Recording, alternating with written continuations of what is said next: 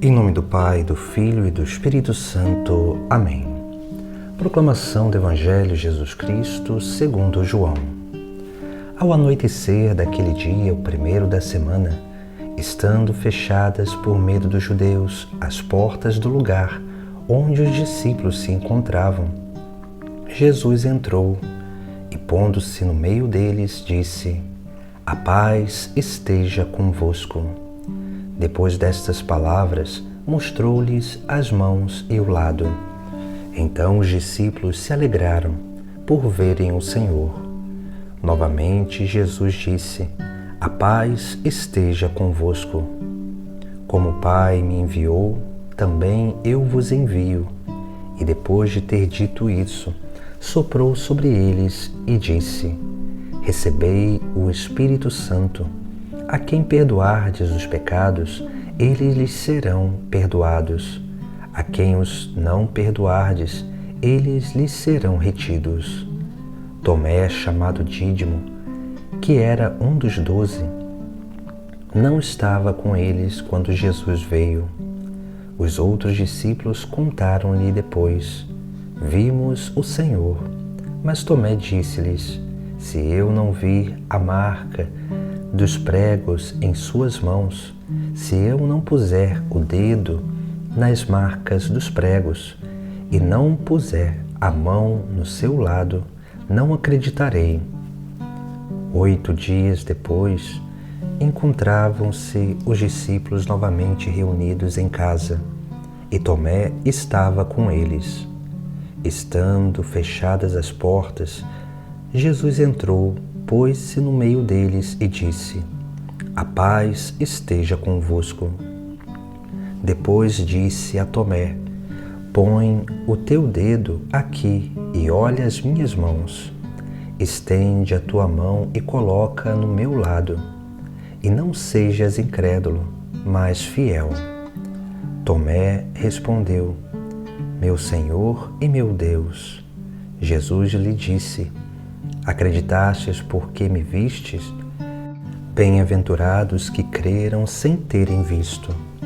Jesus realizou muitos outros sinais diante dos discípulos que não estão escritos neste livro, mas estes foram escritos para que acrediteis que Jesus é o Cristo, o Filho de Deus, e para que, crendo, tenhais a vida em seu nome.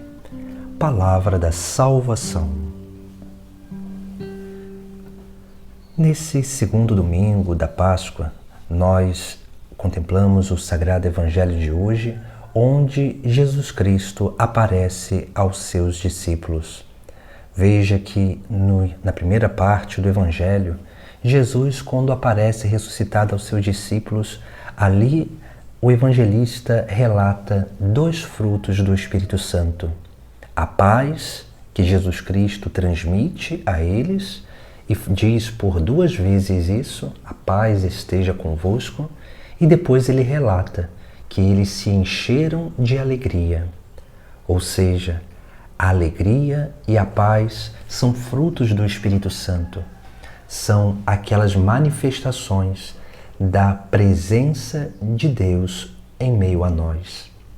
Uma vez que nós temos esse contato pessoal com Deus, a paz e a alegria, elas são conservadas dentro do nosso interior. E essas, como disse, elas são sinais da presença de Deus. Por isso que quando Jesus se coloca no meio daqueles homens, daqueles discípulos, ele transmite a paz e depois ele também permite com que se manifeste na vida daquelas pessoas, daqueles discípulos, a verdadeira alegria. Também aqui, esse anúncio da paz, essa transmissão da paz, tem a ver com aquilo que Jesus Cristo falou na sua primeira pregação, nas bem-aventuranças. Bem-aventurados que promovem a paz, porque serão reconhecidos filhos de Deus.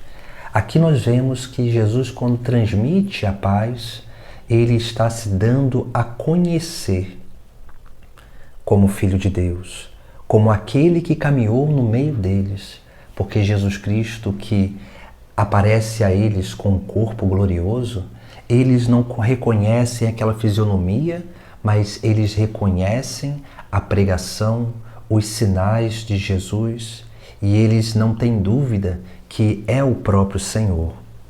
Por isso que nós vemos justamente esses frutos do Espírito Santo, que são sinais da presença de Deus em nós.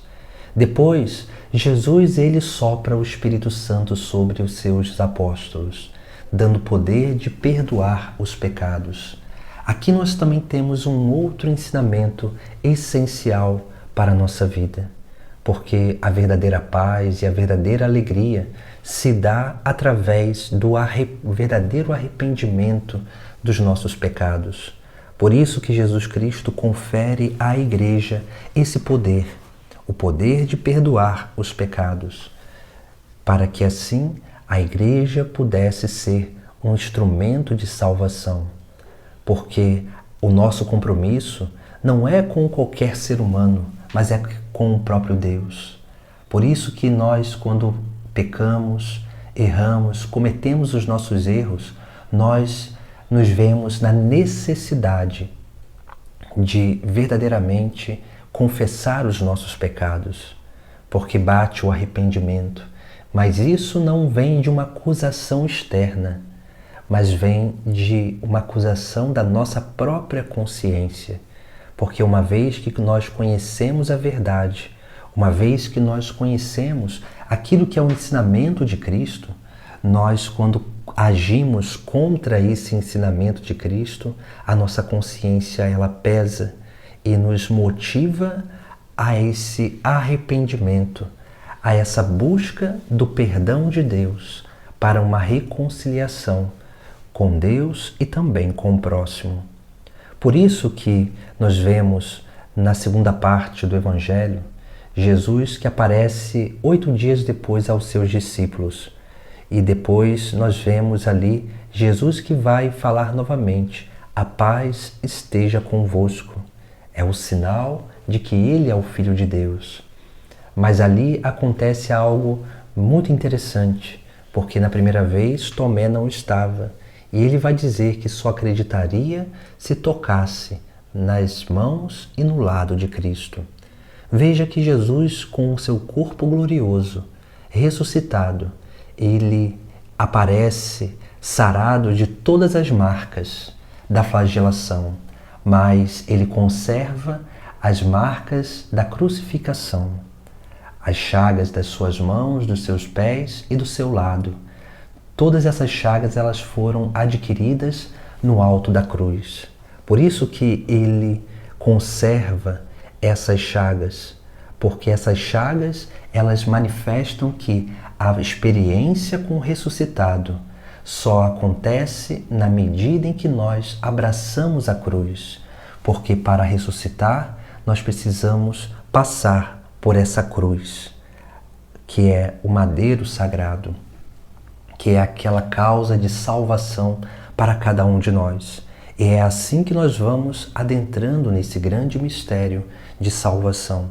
Esse grande mistério ao qual nós somos chamados para experimentar a vida e a missão do próprio Cristo, para que nós possamos ter a paz e alegria no nosso interior, conservar essa paz e alegria no nosso interior, para que nós possamos experimentar essa obra de redenção, de perdão dos nossos pecados, que se dá pelo mistério pascal, pela morte de Cristo, que é uma morte que nos traz a esperança da vida eterna.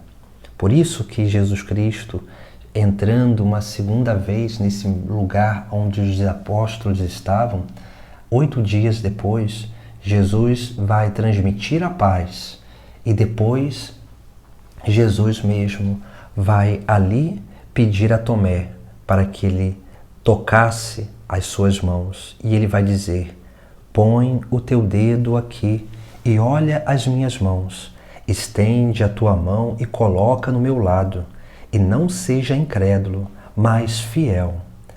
Quando Jesus faz esse gesto, ele nos está trazendo um ensinamento essencialmente importante para a nossa vida.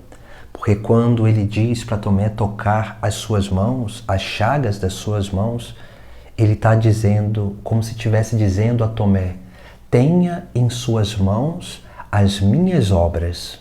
E depois, quando pede para tocar o lado, ele está dizendo, tenha em seu coração os meus sentimentos e não seja um incrédulo. Aqui nós vemos que se manifesta a participação da vida e da missão de Cristo. A vida, porque tendo os mesmos sentimentos de Cristo, a compaixão, a misericórdia, esse sentimento, essa experiência do amor no nosso interior, nós seremos sempre um instrumento para o outro. Porque uma vez que nós participamos da vida interior de Cristo, nós começamos a cultivar no nosso exterior aquilo que são os sinais, a imitação do próprio Cristo, para que as pessoas reconheçam a presença de Cristo em nossa vida. E depois, ter as obras de Cristo em nossas mãos significa se tornar esse instrumento de salvação, de redenção, onde nós somos chamados para sermos aqueles que salvam almas para o reino dos céus, pescadores de homens. Precisamos aprender a viver isso, porque esse é o verdadeiro mistério da misericórdia de Deus. Esse mistério da misericórdia que é, sim, esse chamado de participação da vida e da missão divina, onde assim nós vamos dando passos nesse caminho de arrependimento dos nossos pecados, de conservação da paz e da alegria, que é sinal da presença de Deus em nós, para que assim possamos manifestar e permitir que se manifeste em nós esses sentimentos de Cristo no nosso coração e as obras de Cristo em nossas mãos. Em nome do Pai, do Filho e do Espírito Santo. Amém.